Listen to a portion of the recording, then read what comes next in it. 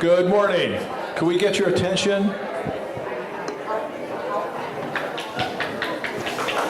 Thank you very much. Okay, so I'm here with my co-chair, Supervisor Warren Slocum, and I'm Don Horsley. We are the co-chairs of the Home for All project, and so we're really proud of this Home for All initiative that we've actually worked on for the past 3 years.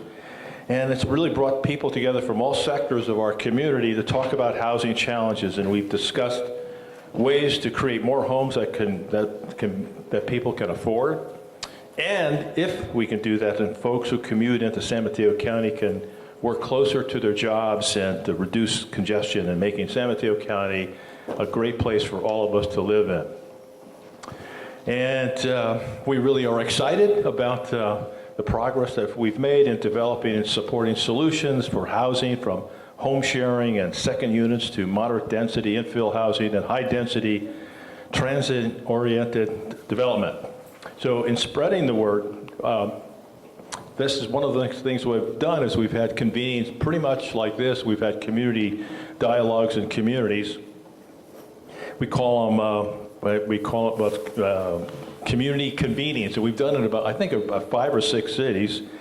And we're really excited about some of the other things that we've developed, like the second unit inspiration book and workshop and calculators. And there's an interesting book out there, and it says, the title says, "You Don't Have to Live Here Anymore." And that actually, one of the, Rick Bonilla from San Mateo told me that he heard that last night in talking to some of his citizens. So it's, those messages they kind of hit us back in the face. So we really feel pretty excited about the progress that we've made, because when we first started this, the Housing Jobs Gap Task Force, or we called it the Housing Jobs Gap Task Force, and the number of jobs being created for houses was something like 24 to 1. We've cut that in half. It's now 12 to 1. So we really should give ourselves a hand for that. So in any case, it is really hard work. We all know that, but I think it's really rewarding, and it's really energizing the progress that we've made so far. So, again, like I said, one of the things that we've been doing is bringing people together, getting citizens and communities, not talking about a specific project, but really talking about the need for housing, and bringing people who are both opposed and people who are for, people who need housing together in these community dialogues and community convenings. And one of the things that I've noticed is that some of the opposition, I'm not going to say it has gone away, that NIMBYism has not gone away. It is still strong and healthy and vibrant. But we've noticed that the dialogues are at least more civil. I have, when I was talking about the one in it's not my neighborhood, it's in my district, it's in the coast side, and there's a whole community that they have signs in front of all their houses calling for reducing density. Now, if you know the coast side, there's very little density, there's all kinds of open space, but that doesn't seem to impact their thinking. But in any case, even though they do still object to housing in some of these communities, nevertheless, we've noticed that the dialogue with them has really changed. I think there's a recognition of the need for housing for all folks. In any case, the convenings, this is sort of a different kind of convening. We do talk in these convenings about specific subjects that we've talked about before, like, for example, as I said before, second units. One of the times we talked about the impact of self-driving vehicles. By the way, if there's a self-driving vehicle, are you going to have a driver's license still? Mine is due this year, so I have to go to DMV and take a test, I guess. But in any case, I'm going to turn this microphone over to my partner in crime and my good friend, Warren Slocum.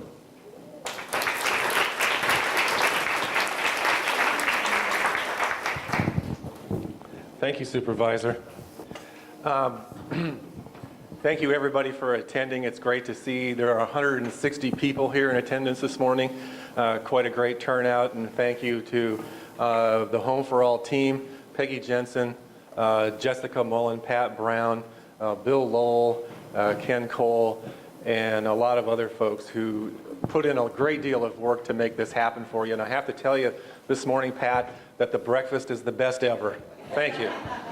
Even our guests from Washington, D.C. were thrilled with the fresh fruit, because I guess they don't have as good of produce in Washington, D.C.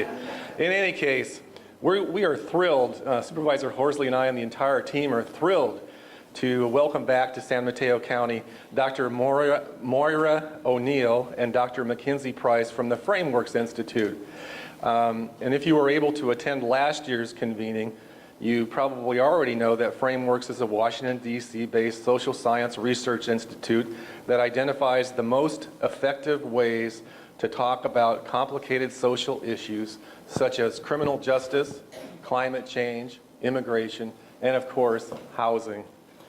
The Frameworks Institute studies how Americans view these challenges and tests what types of information helps people better understand and become engaged on these issues. And that gets back, of course, to some of the things that Supervisor Horsley just mentioned. Frameworks also studies the type of messages that backfire. Yes, messages do and can backfire.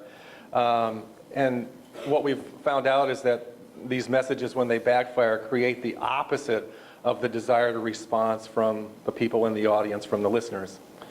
So when Frameworks was here last year, they shared their learning about these backfires, focusing on messages that are not effective.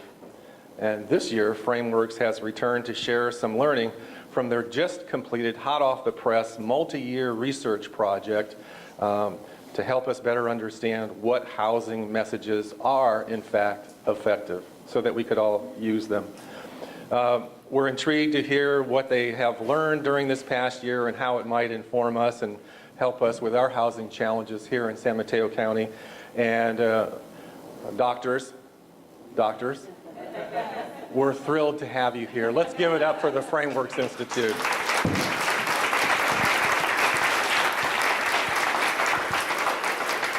And I'm going to turn the microphone back over to Pat Brown. Pat?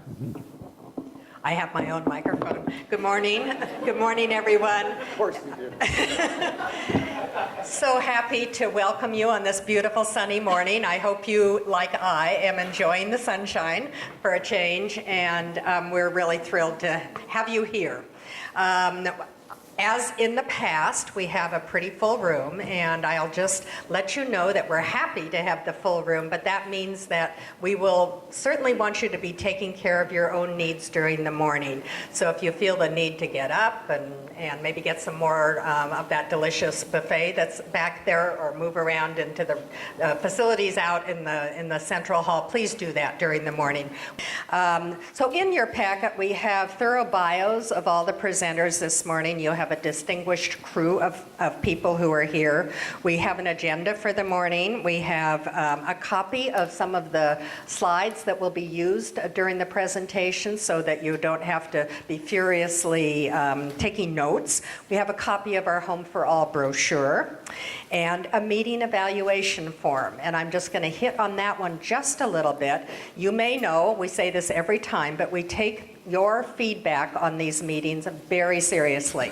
So during the course of the morning, as you are getting ready to conclude your time here with us this morning, we sincerely ask you to complete those evaluation forms and leave them with your facilitator at the table, because we use them. So, and just one point about questions. We're going to have a presentation first, a presentation about Home for All, and then we're going to have a presentation from our visiting experts from Frameworks, and then we're going to spend some time at the tables. If you have questions related to the information that has been presented, there are question cards at your tables, and we ask you to fill those out. We will have a period later in the morning to address those questions. So we'll be picking them up from tables after the break, after your discussion at the tables. So it's my pleasure now to introduce Peggy Jensen. Peggy is the Deputy County Manager and the lead county leader for Home for All. She has kept us moving in the direction we started from the task force days through the initiation of Home for All, and it's my pleasure to introduce her to you this morning to give you an update on Home for All.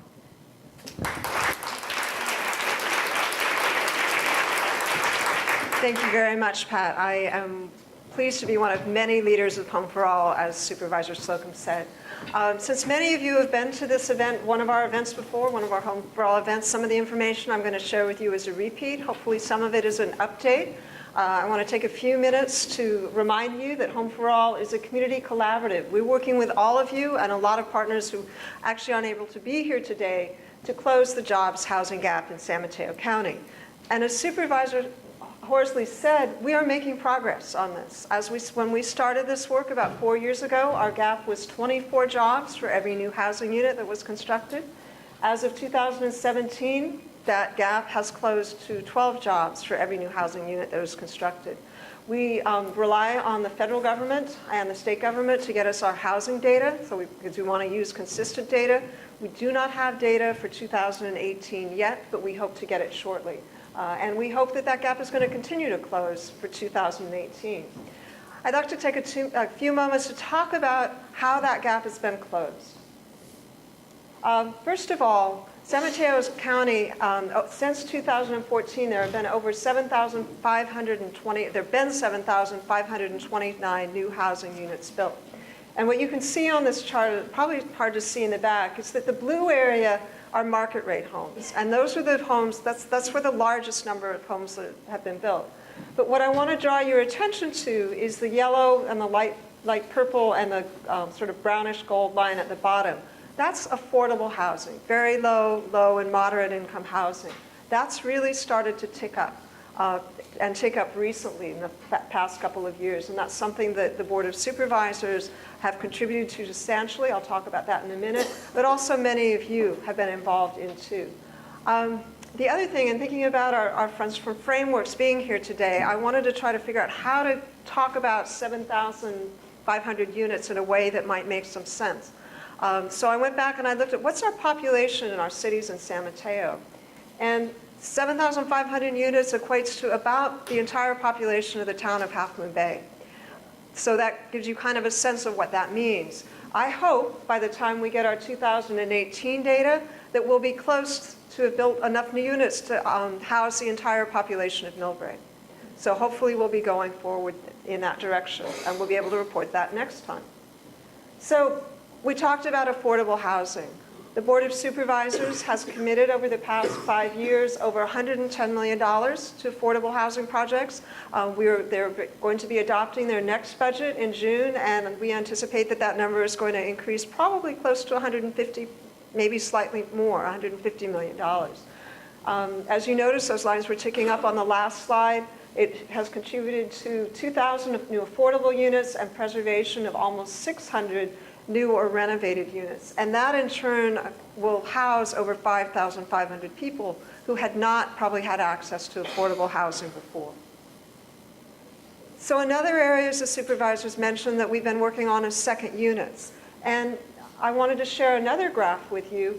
In 2014, and actually back to 2010, there were about 50 permits for second units issued countywide in all 20 cities in the incorporated area.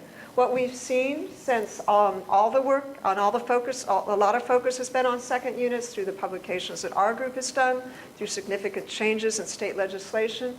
We're seeing in 2018, there were 263 permits issued for second units, so that's starting to tick up. We're very excited about this. This is data that Caleb, one of our staff people, just recently gathered, so this is the most recent information we have.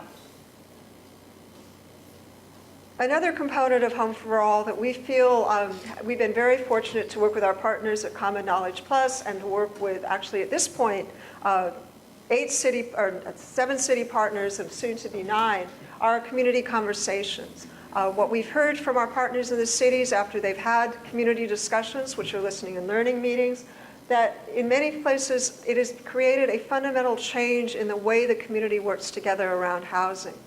We worked last year with Half Moon Bay, with Portola Valley, with Redwood City, and with Burlingame, and I know many folks from those communities are here today. And this year, this spring, we are working with Pacifica, Brisbane, and the city of San Mateo. We look forward to working with Hillsborough and Foster City in the fall. These have been very exciting events, and I encourage any of you who haven't had the opportunity to attend one of these to attend and see what the process looks like and what the outcomes have been. But all that good news said, we're here today because there still is a challenge remaining before us. The cost of housing remains extremely high in San Mateo County. We still have issues around recruitment and retention. In fact, in the county, I haven't met with a county department head that doesn't say that they're having challenges hiring good people. Today is opening day, so I had to have my slide about AT&T Park, or now called Oracle, correct? That's right? I know I can't quite get with that either. But what this slide points out is that if you filled AT&T or Oracle Park 5 times, I will not, I still call it Pac Bell actually, but if you filled it 5 times, that's the number of people that are commuting into San Mateo County every day. And finally, many people are thinking about leaving because they just cannot afford to live here. And there are places where the salaries are not significantly lower, but the cost of living is so much lower that it makes it much more affordable and much more attractive for them. So for all those reasons, we are pleased that you are all here today to help us all learn, and we are pleased that Frameworks is here today to help us learn how to talk about housing more effectively. So welcome to everyone.